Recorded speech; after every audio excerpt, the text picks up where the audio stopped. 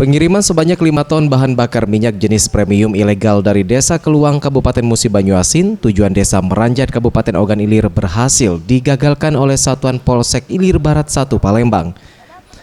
Kapolsek Ilir Barat 1 Kompol Handoko Sanjaya mengatakan, penggagalan penyelundupan bensin ilegal tersebut hasil dari razia yang dilakukan di Jalan Soekarno-Hatta beberapa waktu yang lalu. Petugas mencurigai mobil box yang membawa bensin ilegal. Saat digeledah, benar mobil tersebut ternyata membawa bensin ilegal. Berdasarkan hasil keterangan tersangka, bensin tersebut hasil dari penyulingan yang ada di Sekayu. Di dalam hal ini yang penting juga bahwa tersangka membawa minyak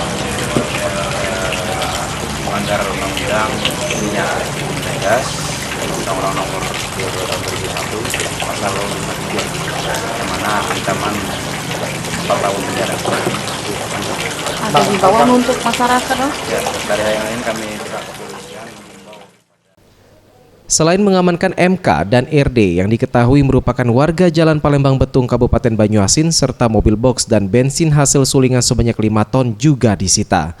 Atas perbuatannya, keduanya dikenakan Undang-Undang Nomor 22 Tahun 2001 tentang migas dengan ancaman 4 tahun penjara. Tim Liputan Sriwijaya TV.